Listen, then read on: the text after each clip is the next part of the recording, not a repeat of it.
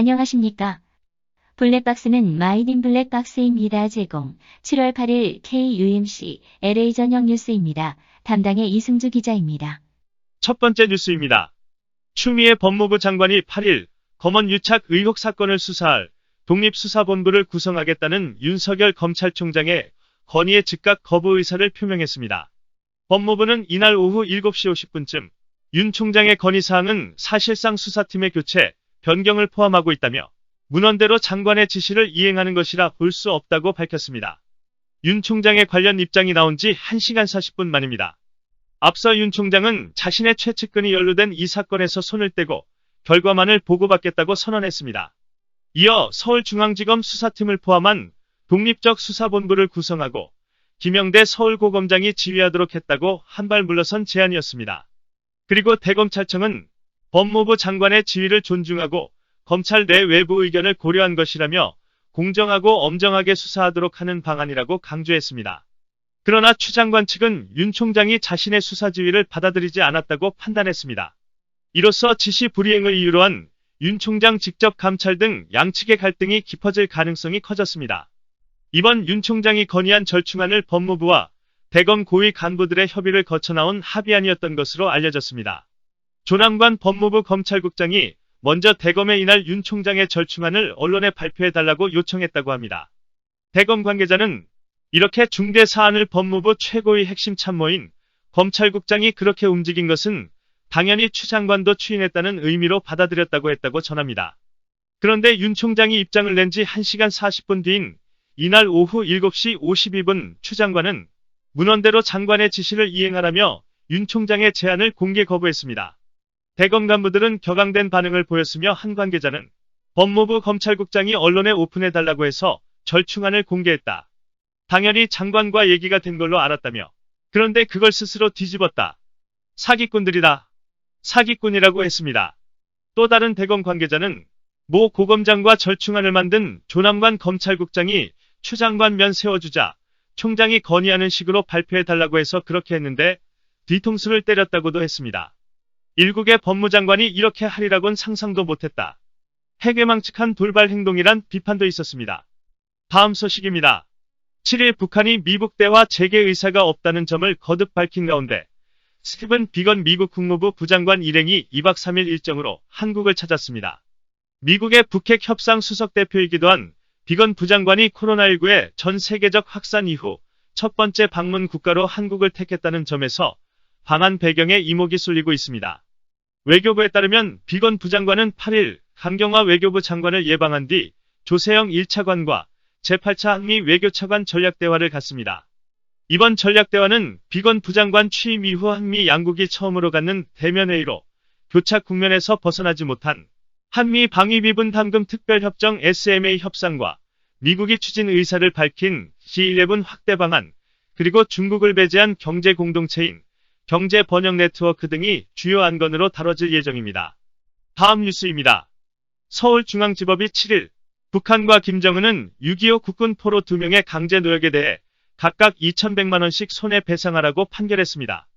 북한과 김정은에 대해 우리 법원이 재판권을 인정하고 손해배상을 명령한 사상 첫 판결입니다. 2명의 국군 포로는 50년간 억류돼 강제 노역에 시달리다 2000년 탈북했습니다. 2016년 북에서 못 받은 임금과 정신적 고통에 대한 위자료 1억 6,800만 원을 달라는 소송을 냈었습니다. 이후 김정일 시대에 탈북한 점 등을 감안해 청구액을 김정은 상속분인 2,100만 원으로 변경했고 법원은 이를 전부 인정했습니다.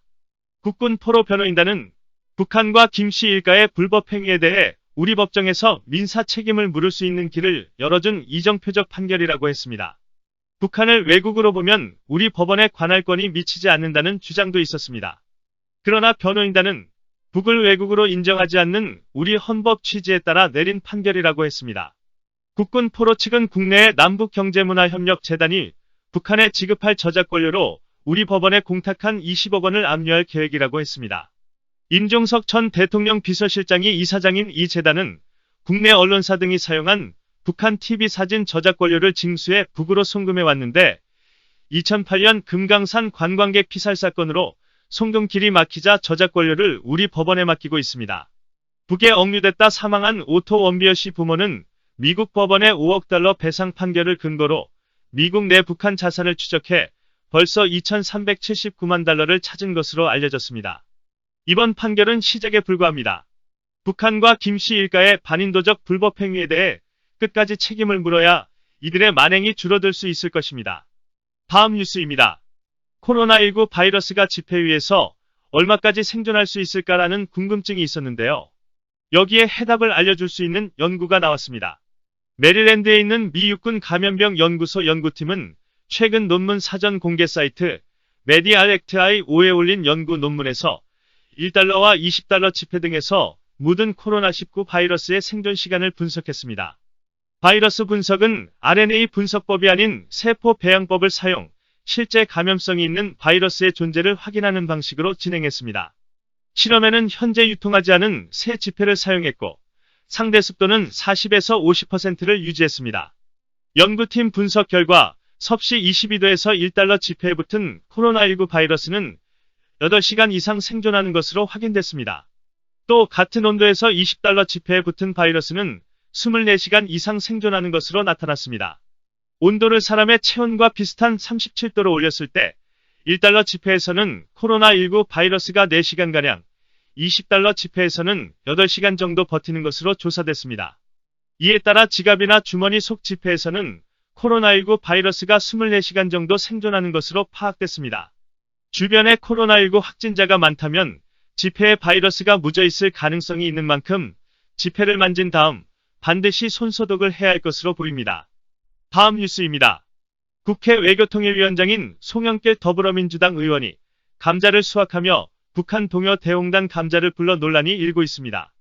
최근 북한이 남북연락사무소를 폭파하는 등 남북 관계가 급격히 악화된 가운데 외교통일위원장이 북한 체제 선전 성격이 있는 노래를 부르는 것은 적절치 못했다는 지적입니다. 그러나 송 위원장은 드라마에도 나온 노래라는 취지로 논란을 일축했습니다. 송 위원장은 지난 4일 자신의 페이스북을 통해 감자송을 불렀다라는 제목의 글을 올렸습니다. 송 위원장은 감자를 캐며 부르는 감자송은 더 흥겹다라며 감자 왕감자 정말 좋아요 못 다 먹겠죠. 빰빰빰빰빰이라고 썼습니다. 이는 북한 노래 대홍단 감자의 한 구절입니다. 공개된 영상에서 송 위원장은 두 손에 감자를 들고 이 노래를 부릅니다. 대홍단 감자는 과거 온라인 커뮤니티를 중심으로 한북한 어린이가 노래를 부르는 영상이 화제가 돼 우리나라에서도 꽤 알려진 북한 동요입니다. 해당 노래엔 장군님 사랑 속에 풍년 들었저라는 가사가 포함되어 있습니다. 장군님이라는 표현에는 북한 체제 선전의 성격도 있다는 평가도 받고 있습니다. 미국 뉴스입니다. 도널드 트럼프 미국 대통령이 코로나19 확산에 따른 미국인의 피해에 대한 중국의 책임을 묻는 중대한 조처를 향후 몇 주 이내에 취할 것이라고 피터 나바로 백악관 무역제조업 정책국장이 6일 폭스 뉴스와 인터뷰에서 밝혔습니다. 마크 메도스 백악관 비서실장도 이날 폭스 뉴스에 출연해 트럼프 대통령이 중국과 관련한 행정명령에 이번 주에 서명할 것이라고 말했습니다. 나바로 국장은 중국이 지난해 11월에 시작된 코로나19에 관해 거짓말을 했고 지난해 12월과 올해 1, 2월에 걸쳐 전 세계로 이 바이러스를 퍼뜨렸다면서 미국인들이 입은 피해에 대한 중국의 책임을 묻는 중대한 조처를 향후 몇 주에 걸쳐 단행할 것이라고 말했습니다. 나바로 국장은 트럼프 대통령이 서명할 행정명령이 미중 1단계 무역합의 이행에 걸림돌이 되지는 않을 것이라고 말했습니다. 나바로 국장은 행정명령의 구체적 내용을 밝히지는 않았습니다. 월스트리트저널은 이날 40여 개에 이르는 주요 산업 관련 단체가 미중 무역협상단 양측 대표에게 서한을 보내 중국이 미중 1단계 무역 합의를 더 적극적으로 이행해야 한다고 촉구했다고 보도했습니다. 이 경제단체들은 미국 상공회의소 주도로 미국 측 스티븐 무누신 재무장관, 로버트 라이트하이저 무역대표부 대표 및 중국의 류허 부총리에게 서한을 보냈다고 월스트리트 저널이 전했습니다. 이 서한에 미국 주요 대기업 최고 경영자 단체인 비즈니스 라운드 테이블, 미 중비즈니스 협의회, 항공우주, 자동차, 반도체, 제약 분야 단체들이 서명했습니다. 다음 뉴스입니다. 미국이 세계보건기구 WHO 탈퇴를 공식 통보했다고 언론들이 7일 보도했습니다.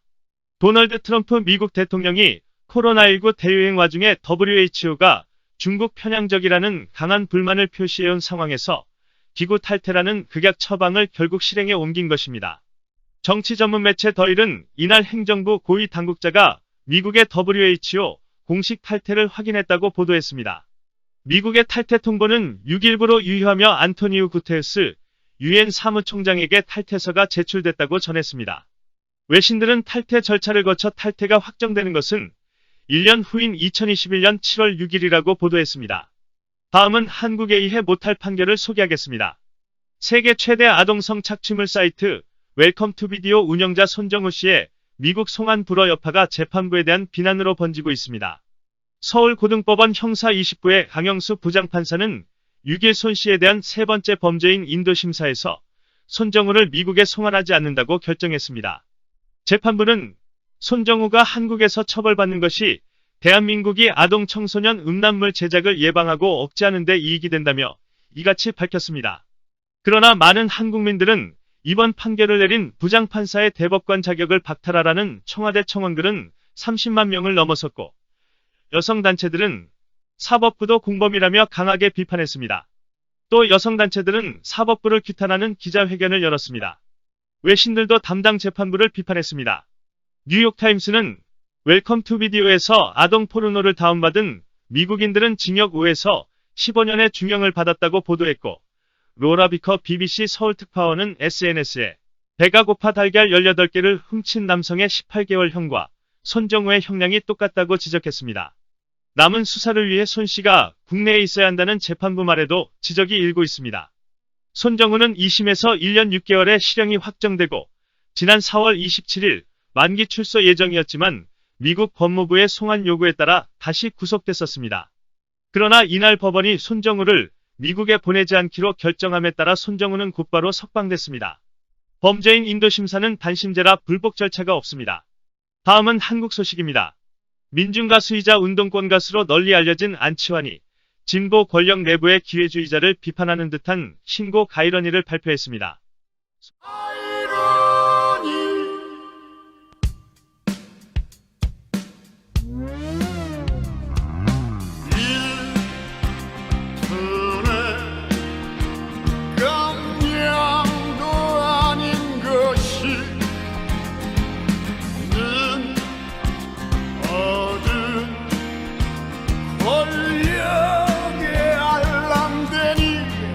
소속사 A&L 엔터테인먼트는 7일 정호 안치환이 자작곡 아이러니를 발표했다고 밝혔습니다. 신곡에서 안치환은 눈 어둔 권력에 알랑대니 콩고물의 완장을 차셨네. 진보의 힘 자신을 키웠다네. 아이러니다 이러니 다를 게 없잖니. 꺼져라 기회주의자여라고 노래했습니다. 진보 정치권의 위선에 대해 거침없는 비판과 풍자를 담고 있습니다. 안치환이 직접 작사 작곡했다고 합니다.